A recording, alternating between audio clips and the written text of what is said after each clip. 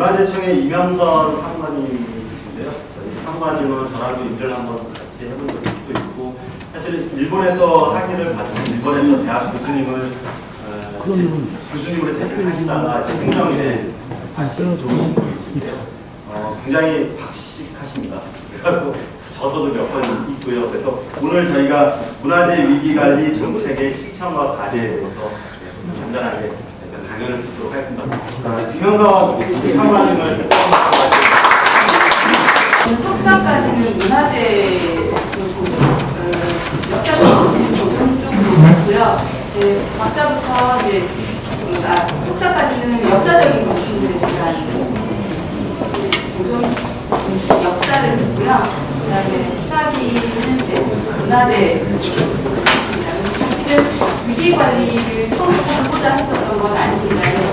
보시겠지만 여기는 방재 전문가, 안전 전문가가 굉장히 많으신 것 같은데 저는 베이스는 문화재에 좀 시작을 했었습니다. 다만 문화재 위기 관리라고 하는 분야가 문화재하고 위기 관리 전문가들이 이렇게 협업을 하게 된 게 얼마 되지 않았다라는 부분에 있어서 어떻게 보면 신학문, 신영역의 굉장히 있습니다. 이 장면은 2011년도에 동일본 대지진대의 부분입니다. 보시면 여기는 사실은 어촌 마을인데요. 한 12m, 13m의 쓰나미가 위치로 나간 그런 특이한 기사인데요. 저희가 지구를 아주 좀 많이 험하게 다룬 결과로 자연재난이 굉장히 많이 늘어나고 있습니다. 나중에 통계치료도 보여드리겠습니다만 이게 어떤 자연의 역습이라고 저는 표현하고 있습니다만 언제나 좀 상상 이상의 모습을 보여주는 게 재난이 아닌가라고 생각이 듭니다. 아까 말씀드렸듯이 지금 현재의 저희가 물론 통계라고 하는 게 현대에 들어서 굉장히 정체화되어 있는 부분도 있겠습니다만 자연재난이 발생하는 확률이 상대에 굉장히 많이 늘어났습니다. 그래서 지금까지 자연재난이 발생했던 통계의 한 70~80%가 2000년대 이후라고 하는 통계가 있고요. 역시 문화재재난, 문화재의 피해 역시 80% 이상이 2000년대 이후 집계가 되고 있습니다. 몇 가지 사례를 조금 보여드릴 텐데요. 이거는 자연재난뿐만 아니라 너무나도 잘 아시지만 숭례문이라고 하는 숭례문 화재는 방화에 의한 한 대인의 방화에 의한 화재였습니다. 그래서 이제까지는 자연에 의한 태풍이든 무슨 방위든 재난을 합니다만 그런 인간이 어쩔 수 없는 재난이 대부분이었다라고 하면 요즘은 방화라든지 테러라든지 여러 가지로 사람이 일부러 저지르는 재난에 의해서 문화재가 피해를 입는 경우가 많아지고 있습니다. 그리고 제가 숭례문 화재 때 일본에 있었습니다. 이때까지 일본에서 저는 마이크보다는 입성이 더 이상한 것 같은데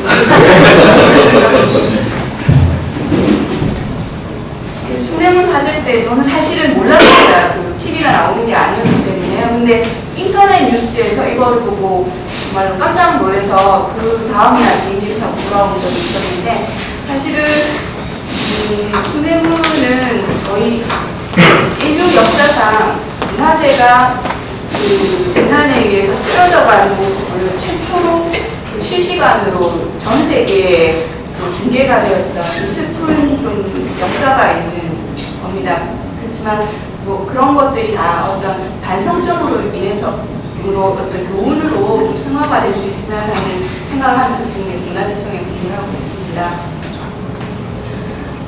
아까 말씀드렸듯이 숭례문이 방화였다고 하면 2000년대 초기에 다미안 부적이 파기가 되었습니다. 지금 보시면 중간중간에 구멍이 나 있고 얼굴이 아예 없는데요. 저 구멍은 총 작업이고요. 그리고 아예 저 구멍마다 폭탄을 설치해서 일부러 상순대라고 하는 유명화에 종교적인 신념이 다르다라고 하는 이유로 정리하는 적을 있습니다. 아주 대표적인 반달리즘의 사례로 꼽힙니다. 그리고 물론 그거의 어떤 경중은 다릅니다만 피렌체 다 가보셨을 텐데요. 거기 가면은 그 종목 벽에 각국의 언어로 나 여기 왔다 갔다 누구 왔다 가다 날짜 다 쓰여져 있습니다. 물론 이건 경한 경우입니다만 문화재의 낙서조차도 문화재에 피해를 주는 어떤 인간이 저지르는 그런 사례라고 하는 얘기입니다. 그 화제를 말씀을 드렸는데요. 수능을 다들 왜 바꿨냐라는 질문을 많이 하십니다. 왜 이렇게 바보처럼 무너지는가 볼 수밖에 없느냐라는 이야기를 많이 하시는데 여러 가지 그 어떤 원인이 있고요. 있지만 그 중에 가장 큰 것은 사실은 아까 제가 초반에 말씀드렸던 문화재와 경제랑 서로 간에 어떤 그 커뮤니케이션이 안 됐다라고 하는 게 가장 큽니다. 대표적인 이야기가 소방관은 소방서는 중부소방서에서 정말 참고하는 일을 하셨습니다. 그래서 불길이 있는 상황이었습니다. 그런데 문화재의 특성을 이해를 하지 못한 부분이 가장 컸던 부분이 사실은 있습니다. 2월달이면 이제 구정 연휴가 마지막이었는데요. 불을 계속 연기가 계속 나니까 유아지금 위에다가 불을 계속 뿌리시는데요. 이렇게 해서 내부에서 발생한 화재를 잡을 수가 없다라고 하는 부분을 이제 당시 소방관으로 한국 건축을 이해하지 못하셨던 부분이 있고 문화재청도 거기에 적합한 정보를 제공하지 못했던 그런 어떤 부분이 사실은 있습니다.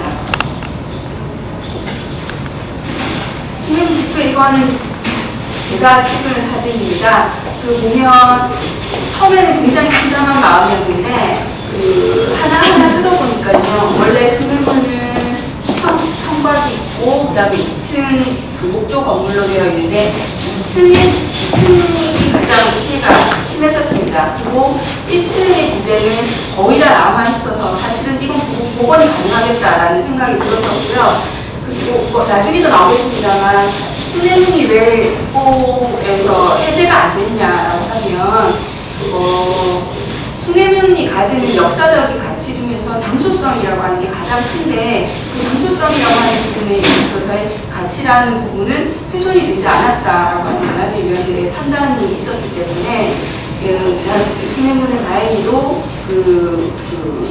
국보의 자리를 그대로 지키고 있고 복원이 됐습니다. 그리고 그 이후에 복원의 어떤 과정에서 여러 가지 시시비비는 저는 할 말이 많습니다만 그 부분에 대해서는 약간 오늘 자리에서는 자제를 하겠습니다. 그리고 이건 작년도에 일어났던 화재입니다. 거창 정덕재라고 하는 이건 등록문화재입니다. 저희가 문화재는 종류가 몇 가지가 있는데 등록문화재라고 해서요. 지어진 지 한 50년 정도 된 건물이 이제 앞으로 국가지정 문화재로서 가치가 있겠다라고 하는 걸 스톡을 해주는 문화재 제도가 있는데, 거창 정덕재는 아주 일제강점기 때 지어진 멋진 건물이어서 안채를 이렇게 파란색으로 정덕재가 지어진 문화재를 지정되어 있었는데, 사실은 이 한옥에는 할머니 한 분만 살고 계셨습니다. 근데 이 할머니께서 아궁이에 불을 지피시고 그냥 안지를 나가셨습니다. 근데 그 아궁이에서 불이 나서 지금 보시는 이 사랑새와 안새가 전부했습니다. 그래서 이건 복원을 할 수 없는 상태로 피해가 굉장히 컸었기 때문에 문화재라고 하는 그런 그래서 말수가 되어버렸습니다. 불의 화엄사도 2012년도에 방화범이 있었습니다. 새벽에 방화범이 여기에 이제 불을 지피고 도망을 갔는데요. 다행히 빨리 꺼졌었고 그리고 빨리 발견을 했었습니다.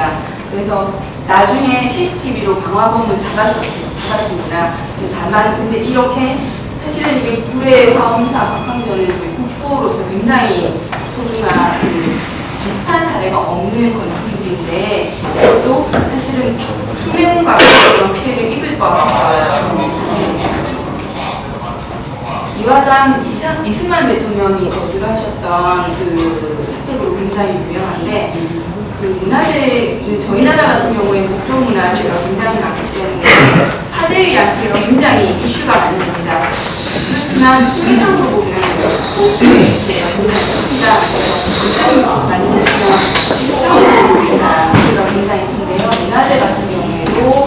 불가장의 편이 34살인데요.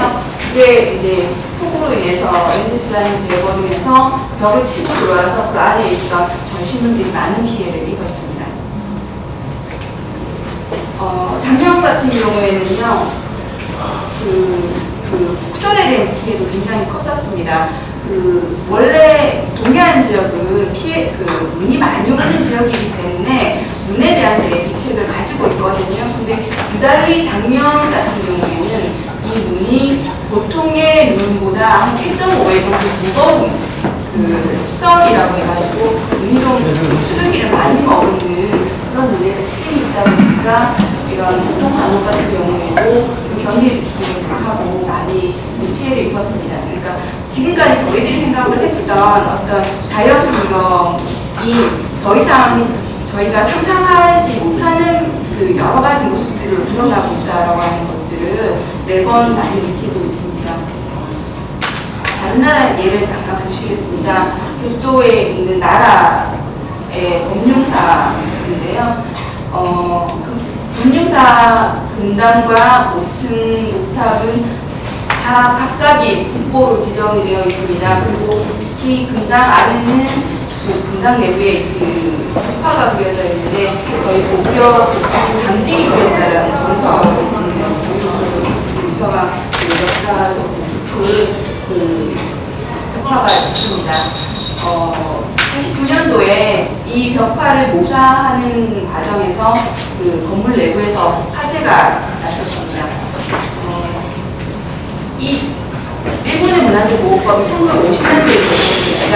그래서 이 49년도 이 화재를 계기로 해서 굉장히 아름답게 그렸고 일본의 문화재 제정된 경기가 되었다고 합니다. 이 장면은 당시의 사진인데요. 금당 벽화에 있는 것들이 다 돌려져가지고 당시에 건물을 했던 분이 한장한 정도로 지금 이 사진은 제가 여기서 퀴즈를 한번 내겠습니다. 여기 광지로 분들은 너무 많이 계셔서 잘 아실 수도 있을 것 같은데요. 이 구멍이 어떤 용도였을까 혹시 아시는 분 계실까요? 이 구멍이 나 있습니다. 이 벽화인데요. 이 내부거든요. 안에 있습니다.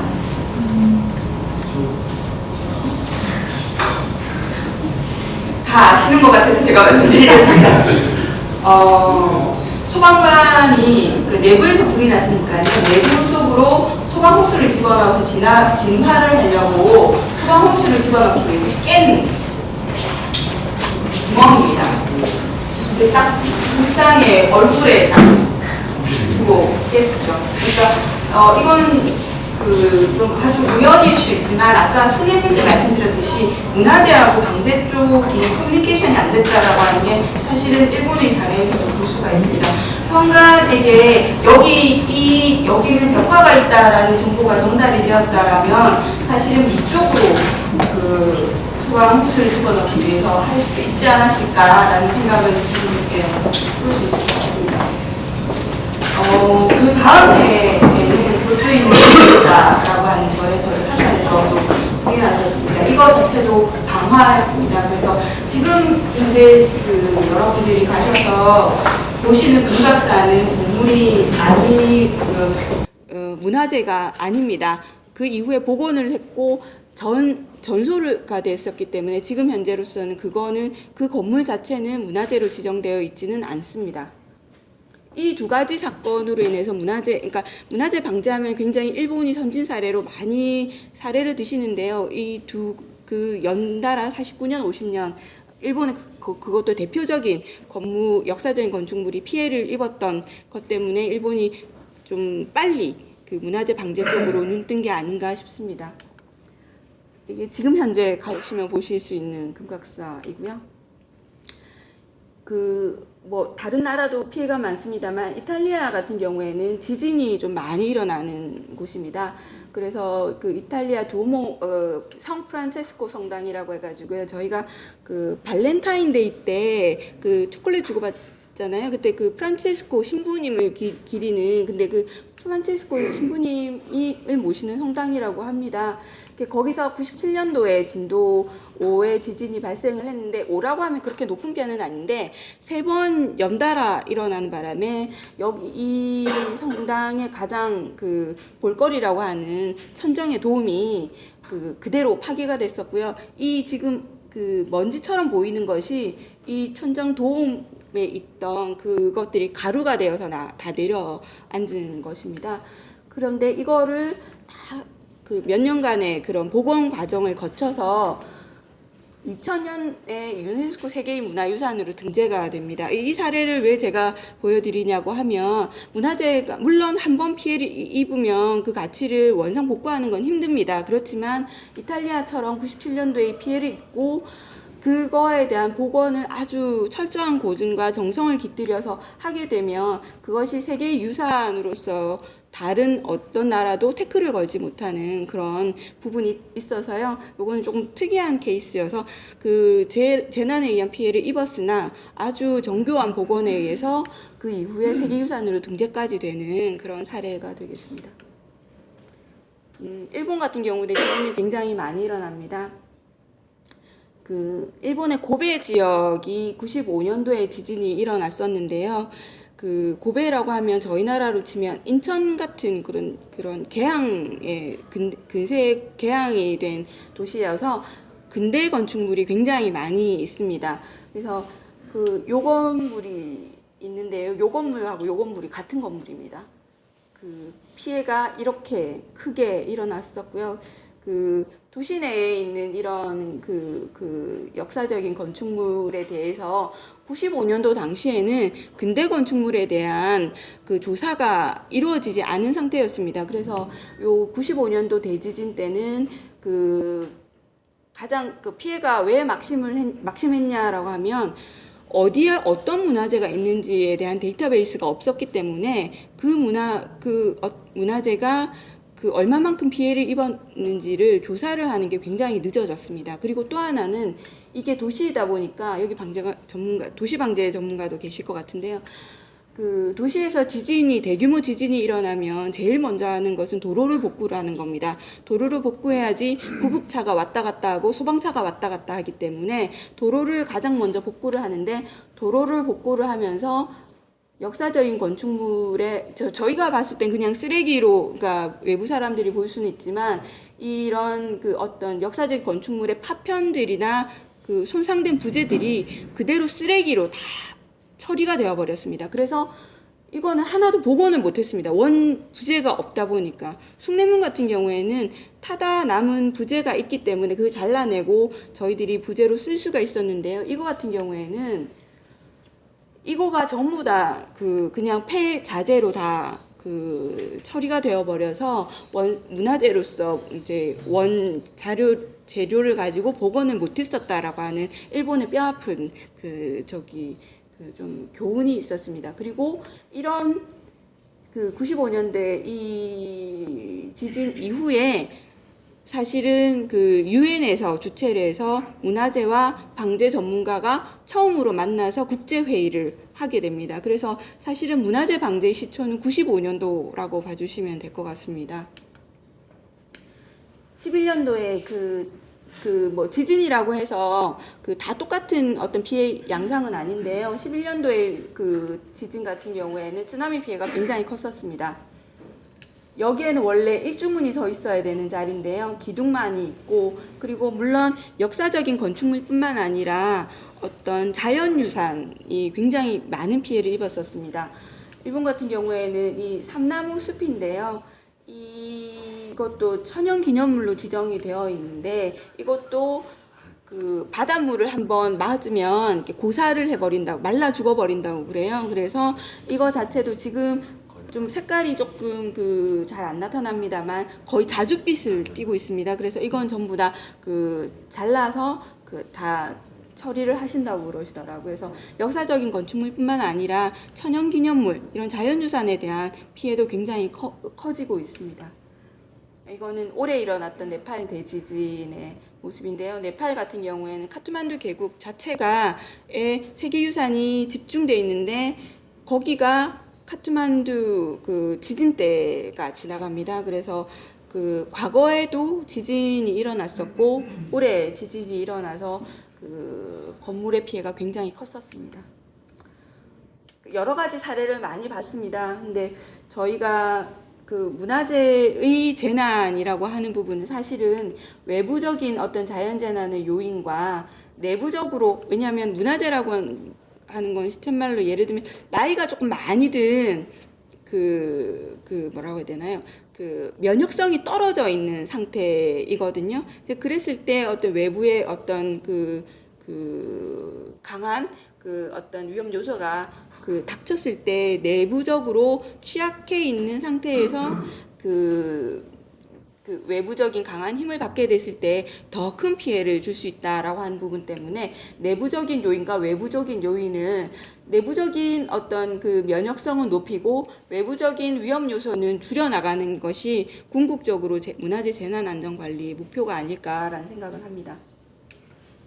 예, 그래서 뭐 다른 재난안전관리 대책과 거의 동일하게 문화재 같은 경우에도 예방 단계에서 할 수 있는 일이 굉장히 많습니다. 그래서 보통 재난안전관리 대책을 단계별로 한 12가지로 나눌 때 문화재 재난안전관리 예방 단계는 거의 그거의 절반, 그러니까 사전에 예방할 수 있는 부분이 굉장히 크다라는 말씀을 드리고 싶고요. 문화재 재난안전관리가 다른 어떤 시설물이나 다른 하고 좀 다른 점이 뭐냐라고 하는 부분을 정리를 해보면 4가지 정도로 이야기를 할 수 있을 것 같습니다. 첫 번째는 요거는 국보보물 중요 목조 문화재가 저희 나라는 160건 조금 넘게 있는데요. 그거의 소방차 출동 시간을 저희가 한번 조사를 해봤습니다. 그랬더니 5분 이내에 출동할 수 있는 건 34%밖에는 안 되고요. 30분을 넘는 경우도 있었습니다. 춘천에 가면 청평사라고 하는 절이 있는데 청평사 회전문은 1시간 반이 걸립니다. 소방차가 출동하는데 거의 뭐 불타고 뭐 다 끝나고 밖에는 안 되는 거죠. 그래서 여기서 말씀드리는 이 표에서 말씀드리고 싶은 건 기존에 저희가 소방서라던가 그런 방제 인프라를 활용하기가 문화재의 경우는 굉장히 힘든 입지에 있다라고 하는 부분입니다. 그래서 문화재만을 지키는 독자적인 방제 인프라를 가져야 되겠다라고 하는 이유가 여기에서 좀 나온다고 할 수 있겠습니다. 또 하나는 요거는 저희가 화순에 가면 쌍봉사라고 하는 사찰이 있는데요. 거기에 대웅전입니다. 저희 나라는 석탑은 굉장히 많으나 목탑은 많이 소실이 됐습니다. 많이 없어졌는데요. 3층 목탑으로 한 칸 한 칸짜리 굉장히 작은 아주 이쁜 건물이었대요. 근데 목탑에 거의 유일무이한 저희 사례였는데 84년에 촛불 관리를 잘 못해서 촛불이 쓰러지면서 화재가 내부에서 나서 전소를 했습니다. 그래서 지금 현재 쌍봉사를 가시면 이런 모습을 보실 수가 있는데요. 이거는 보물이 아닙니다. 전소를 했기 때문에 전부 다 새로운 재료로 다시 세운, 이건 현대 건물입니다. 즉 가치 재생산이 불가능하다는 겁니다. 그래서 이런 의미에서는 다른 재산적인 가치보다는 인명처럼 한번 소실이 되면 복원이 거의 불가능한 부분이 문화재 재난안전관리의 두 번째 특징이 아닐까 싶습니다. 세 번째는 전, 중, 후 종합대책으로 써밖에는 지킬 수 없다라고 하는 부분을 조금 말씀을 드리고 싶고요. 그래서 문화재 재할 수 있을까라고 하는 부분이 문화재의 존재와 양호한 보존 상태를 위협하는 많은 요인으로부터 문화재, 그리고 그 주변 환경까지, 그리고 거기를 찾아가는 인명까지를 지키는 것이 문화재 재난안전관리의 광의의 범위가 아닐까 싶습니다. 그리고 또 하나는요, 방제 설비를 예산이 있는 대로 다 투자를 해서 방제력을 높이는 것이 문화재에는 능사가 아니라는 말씀을 드리고 싶은 겁니다. 요거는요, 하회마을 가시면 아주 빨간색 소화전을 보실 수가 있습니다. 그 법률 어디에도 소화전이 빨간색이어야 된다라는 건 안 쓰여져 있습니다. 그렇지만 저희는 관습적으로 빨간색을 쓰는데요. 요거 혹시 소화전 찾으실 수 있겠습니까? 소화전 있습니다. 여기 있습니다. 예. 요거를 손을 여기를 잡아 당기면요 호수릴이 탁 나와서 그 소화용수가 나오는 그런 시스템으로 되어 있습니다. 소화전이 눈에 잘 띄어야 하는 이유는 소방관이 빨리 발견을 해서 그거를 이제 써야 된다라는 이유인데, 소방관은 예를 들면 안동하회마을 그 관할 소방관은 여기에 소화전이 있는 거 다 아시거든요. 그러니까 이게 꼭 굳이 빨간색으로 해서 문화재의 경관까지 해쳐야 되느냐라고 하는 부분에는 조금 의문이 있습니다. 그래서 사실은 문화재를 지키고자 강구되는 여러 가지 방안들이 문화재의 경관적인 가치를 훼손하는 원인으로 작용을 해서는 안 되겠다라고 하는 부분입니다. 그래서 문화재에 미치는 최소한의 설비로 최대한의 효과를 내는 것이 사실은 저희가 생각하는 조금 많은 그 고민을 하고 있는 부분이 되겠습니다. 저희가 여러 가지 사업을 하고 있습니다. 요거는 아까 초두에 말씀드렸는데요. 문화재 화재, 저희가 이제까지 문화재 피해 유형을요 재난 유형별로 한번 분석을 해봤더니 화재는 사실은 그렇게 크지 않습니다. 16% 정도밖에는 안 되고 풍수해가 60%가 넘습니다. 다만 화재에 의한 피해가 너무 극단적으로 피해가 극심하다 보니까 이슈가 많이 된 가지고요. 굉장히 뇌리에 많이 남아 있는데 사실은 건수나 이런 걸로 봤을 때는 풍수에 가장 피해가 크다라고 하는 거고요. 그다음에 저희가 뭐 여러 가지 숭례문 화재 이후에 법적 근거도 마련하고 여러 가지 사업을 지금 하고 있습니다. 그래서 문화재 방화범 가중 처벌이 된다는 점 널리 좀 알려주시고요. 그리고 여러 가지로 저희가 소방 설비나 여러 가지 하드웨어를 설치를 하는 사업도 저희가 실시를 하고 있습니다. 하드웨어뿐만 아니라 인력도 배치를 하고 여러 가지 제도 개선 그리고 모니터링 분석 시스템까지도 저희들이 많이 고민을 하고 있습니다. 그 중에 하나가 새로운 시도인데요. 문화재 현장마다 있는 어떤 방재 자원들을 어떻게 모아서 저희가 통합을 할까라고 하는 부분인데 죄송합니다만 물 한 잔만 좀 주시면. 다들 배고프실 것 같아서 제가 좀 빨리 달리고 있어가지고요.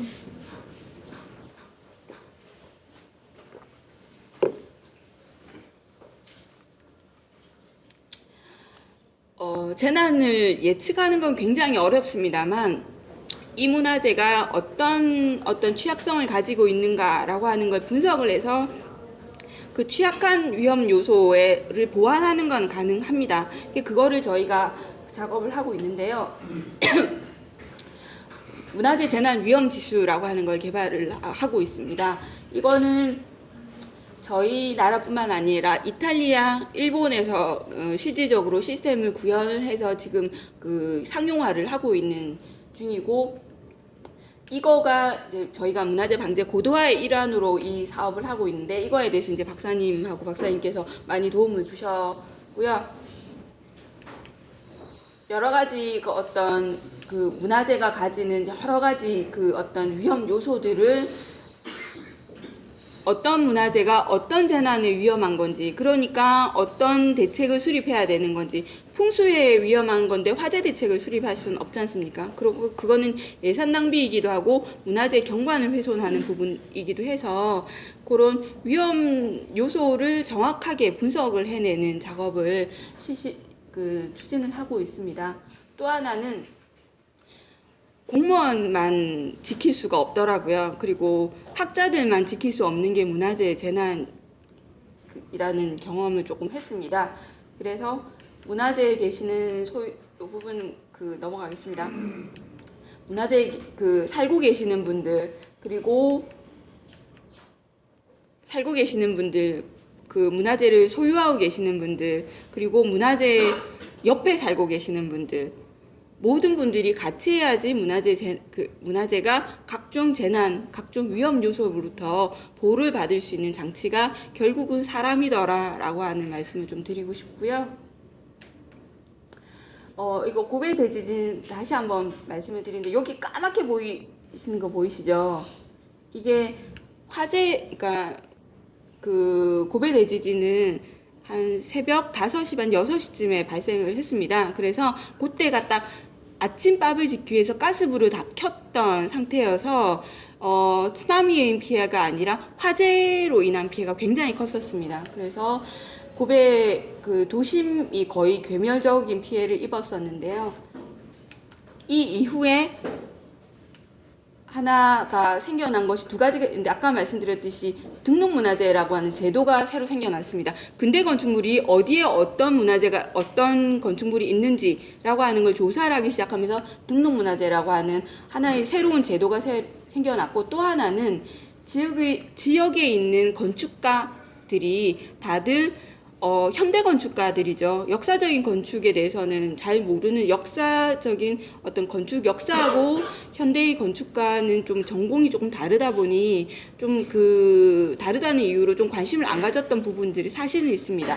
그렇지만 이 한신 대지진 95년도에 대지진을 겪으면서 지역의 건축가들이 우리 지역에 있는 역사적인 건축물들은 내가 지켜야 되겠다라고 하는 그런 어떤 생각들로 인해서 헤리티지 매니저라고 양성 프로그램이라고 해가지고요, 지역의 현대 건축을 배우신 건축사 분을 대상으로 해서 역사적인 건축물에 대한 어떤 평가, 수리 기술을 가르치는 그런 교육 프로그램이 생겼습니다. 이거는 많이 가보셨을 텐데 합장이라고 해가지고 일본 양잠을 했던 그런 농가입니다. 여기를 가보시면요, 이게 소화전인데 소화전 물 쏘는 축제를 합니다. 그래서 물론 문화재 방제라고 하는 것이 굉장히 무거운 이야기고 굉장히 심각한 이야기가 될 수는 있으나 저희가 이런 어떤 하나의 이것까지도 축제로 승화시키는 걸 좀 보면서 많은 이해관계자들이 많은 생각을 모으면 어떤 약간은 좀 즐거운 마음으로 또는 적극적인 마음으로 문화재 재난안전관리라는 부분을 좀 접할 수 있지 않을까라는 생각이 좀 들었습니다. 결국은 요 사진은요, 보시면 문화재 신사 앞에서 소방훈련을 하는데 지역의 유치원생들이 와서 구경을 하고 있습니다. 그리고 물 양동이를, 이 사람들도 소방훈련이라고 하는 것이 별게 아니고요, 물 양동이를 이렇게 전달하는 그런 아주 구체적인 실천적인 그런 훈련을 통해서 문화재에 대한 어떤 그런 재난안전관리를 몸소 좀 시행을 하고 있는 부분이 사실은 있었습니다. 그래서 결국은 저희가 여러 가지 설비도 설치하고 위험관리 지도라는 것도 만들고 여러 가지도 하고 있습니다만 결국은 사람이더라라고 하는 게 어떤 귀결점이 되겠습니다. 그래서 저희가 문화재 현장마다 어떤 재난의 어떤 전문가들을 배치하는 그런 것이 궁극적인 목적이 되는, 그런 게 목표가 되는 그런 정책을 좀 수행하고자 노력을 하고 있습니다. 너무 좀 두서없는 발표였는데요. 시간이 없었다라는 걸로 조금 양해를 해주시고 발표를 마치도록 하겠습니다. 감사합니다.